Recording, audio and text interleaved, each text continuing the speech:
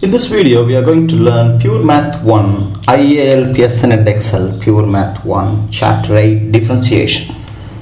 And I'm going to combine 8.1 and 8.2 in this video. 8.1 is gradients of curves. If you take a curve, the gradient of this curve at every point is changing actually, because it's a curve, not a straight line. So how to find the gradient of the curve at a certain point? Let's say you want to find the gradient of a curve at this point. Draw a tangent first. This is the tangent. Draw a tangent at that particular point, and the slope or gradient of the tangent is a straight line, right? The slope of the straight line is same as the slope of the curve at that particular point. So to find the gradient of a curve at a point, you need to find the gradient of the tangent at that point. So what it has to do with the differentiation, when you have a function y is equal to f of x, and they want you to find the gradient of this function at some point, let's say they want you to find the gradient of this function at 2, 8. You differentiate the function, you will get f dash of x, and then sub in the x coordinate, you will get the gradient of the function at that particular point. That's where we use differentiation. But here in this topic, we are going to be using the gradient formula first. That's why these two topics are basically not included in the exam. Usually we will skip them, but I'm going to quickly go through it. Exercise 8a. F is the point with coordinates 3, 9 on the curve y is equal to x squared. Find the gradient of the chords joining F to the points with 4, 16. Just the normal formula. Use the formula m is equal to y2 minus y1 over x2 minus x1. You will never get this type of question actually. You just need to use this point and find the slope, or this point and find the slope. That's all. So when you find the slope using the first point 4, 16, m is equal to y2 minus y1 over x2 minus x1. That's for I. For double I, m is equal to y2 minus y1 over x2 minus x1. For triple I, it's y2 minus y1 over x2 minus x1. So first 16 minus 9 over 4 minus 3. You will get 7 here. And then 12.25 minus 9 over 3.5 minus 3, you get 6.5. And then for triple I, it's 9.61 minus 9 over 3.1 minus 3. That's 6.1. Now you can find 4 also the same way. 5 actually, 3 plus h, I'm going to find the slope of these 2 points now. This and this. So it's going to be y2. Y2 is, slope is y2, 3 plus h whole square minus 9 divided by 3 plus h minus 3. So when you open 3 plus h whole square, you'll get 9 plus 6h plus h square minus 9 divided by 3 plus h minus 3. You can cancel 9, 9, 3, 3. Take h as a common factor and cancel, you'll get 6 plus h. Now part B. What do you deduce about the gradient of the tangent at the point 3, 9? There is something I need to explain here.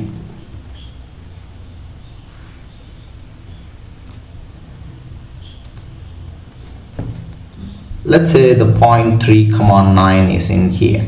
This is a curve and the point 3, 9 is in here.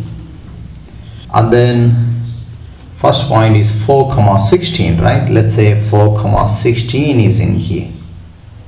The curve passes through these 2 points. The slope of the tangent at first point is 3,9, we don't know, but 4,16 is 7, right? The slope of tangent at this point is 7. Now when you bring this point closer to 3,9, instead of 4,16, when you use 12.5, 3.5, you are bringing the point closer to this, and the gradient also reduced actually. From 7 it becomes 6.1. when you get some more closer it becomes 6.1, 6.5, 6.1. so here it's 6.5, here it's 6.1. it's getting closer and closer and closer. Okay, so what will happen when it reaches 3,9? So this, now the 6.1 is basically the slope of this line joining these two points. When it gets closer to 3,9, the slope will be, you see, when you take the point 3,9 and the other point 3 plus h, 3 plus h whole square, we got the slope as 6 plus h. The h is this little difference, let's say. It's going to be a little confusing anyway. But still, why am I explaining this? This is not included in the exam. That's what Pearson Edexcel says. But still, they have included 2 questions actually, twice in the board exam. So you need to understand this. So when the point gets closer to this, the h becomes smaller and smaller and becomes 0. So if it becomes 0, it's same as 3,9. The point is same as 3,9. The slope will become 6. That's the whole concept here. So you need to write, when the h is small, the gradient of the chord is close to the tangent of the slope of the tangent at this point 3,9. Think about it. Maybe I'll show you one more diagram.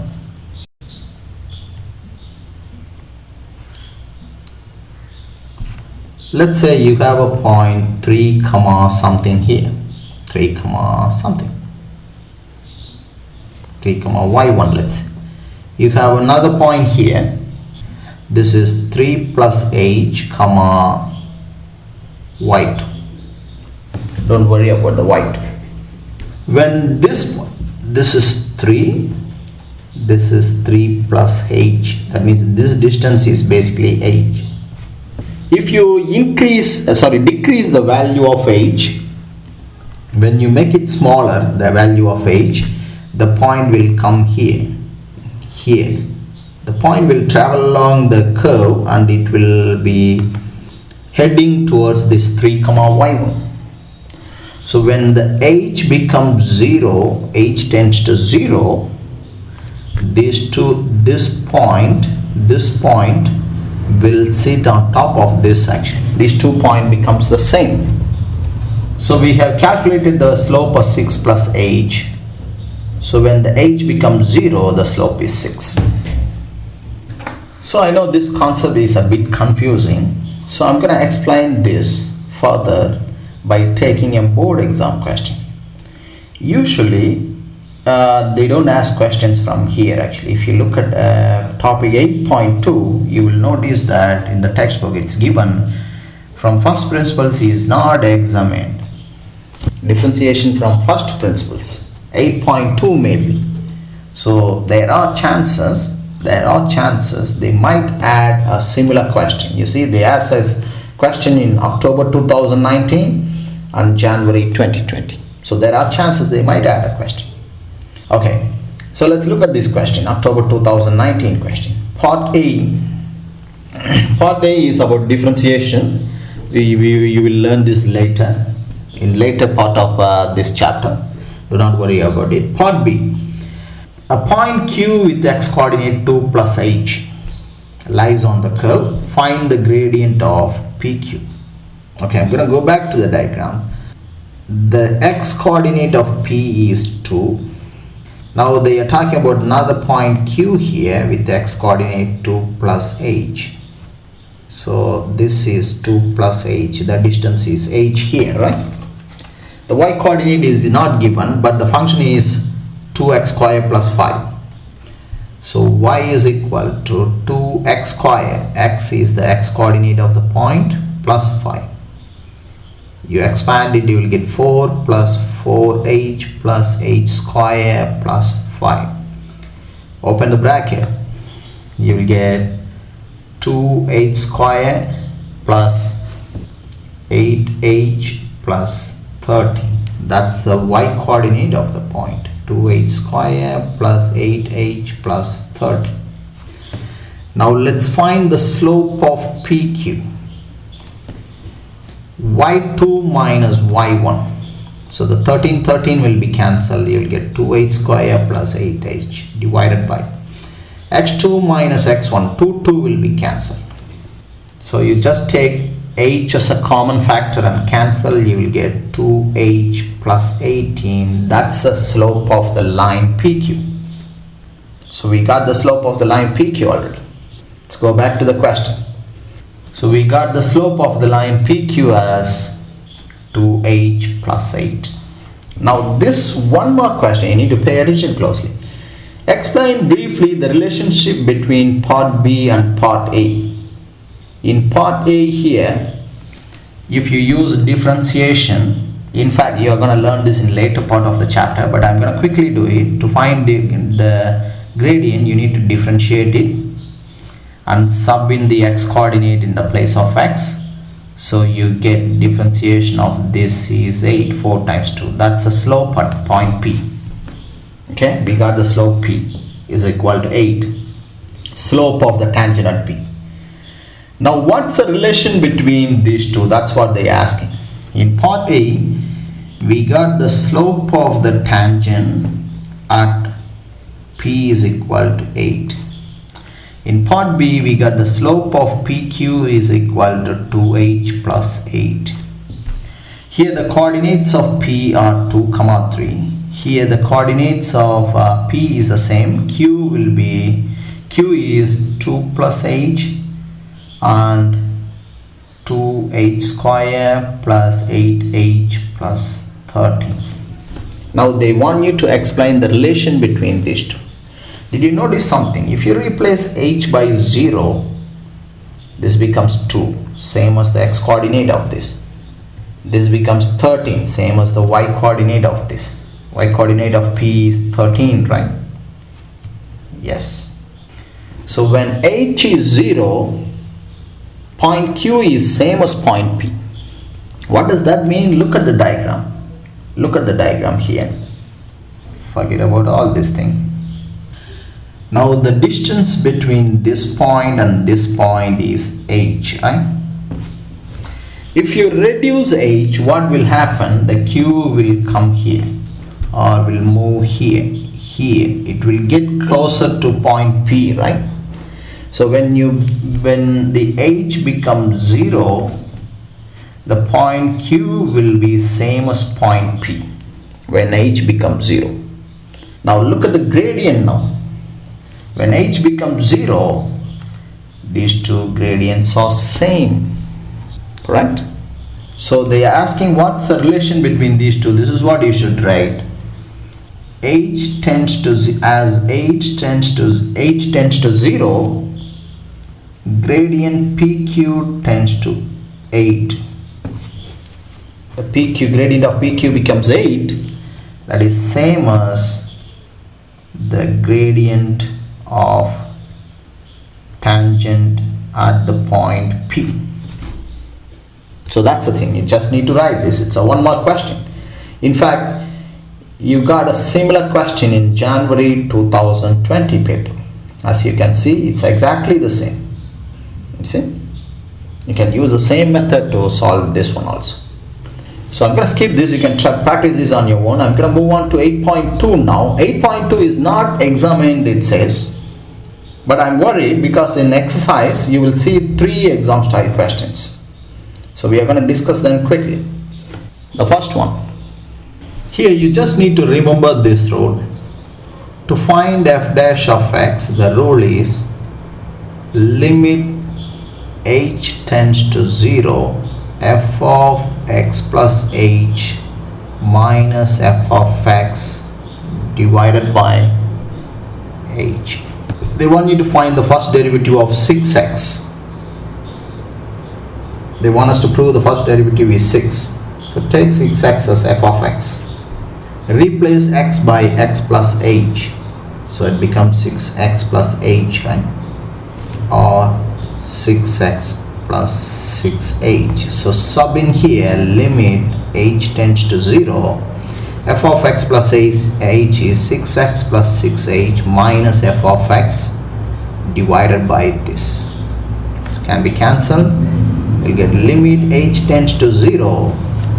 6h divided by h. You can cancel h. So the value is just a constant. There is no h to replace h by 0. There is no h. So all you have is just 6. That's all. This is called first principle. Finding the derivative using first principle. But at the starting of 8.2, in your textbook you can see it clearly says it's not examined. But still I see exam style questions in the exercise. That's why I'm explaining this. Probably I'll explain one more. 4x square. Same like before, take it as f of x. 4x square. Now replace x by x plus h. 4x plus h whole square. When you expand it, you will get 4x square plus 8xh plus 4h square. Now use the formula for derivative. F dash of x is, the first principle is h tends to 0, limit h tends to 0. F of x plus h minus f of x divided by h. So replace f of h, x plus h by this. So limit h tends to 0. 4x square plus 8xh plus 4h square minus f of x is 4x square divided by h. So you can cancel 4x square and then take 4 as a common factor out. Sorry, h as a common factor out. So you will get limit h tends to 0. H times 8x plus 4h divided by h. Now replace h as 0 here. You will get just 8x. So the derivative of 4x square is 8x. But this is not the rule to differentiate. To differentiate, you are going to learn a separate rule in the later part of the differentiation. This is called the first principle. Most probably you won't get such questions in the exam. The only reason I'm solving it because it's mentioned as the exam style question. So f of x is ax square. Same like the previous sum. Find f of x plus h. It's going to be 8 times x plus h whole square. When you expand it, you'll get ax square plus 2axh plus ah square. The first principle to find the first derivative is limit h tends to 0. F of x plus h minus f of x divided by h. So it's ax square plus 2axh plus ah square minus ax square divided by h. You can cancel this. You need to put limit, actually limit h tends to 0. So you will get limit h tends to 0. You take h as a common factor, you will get 2ax plus ah. These two can be cancelled. When you replace h by 0 here, this becomes 0. You will get 2ax. So f dash of x is equal to 2ax. That's all. So if you ask me, do I really need to learn this method? I think you can skip that actually. You can skip this method. Mostly since it's mentioned the first principle is not examined, you won't get questions like this.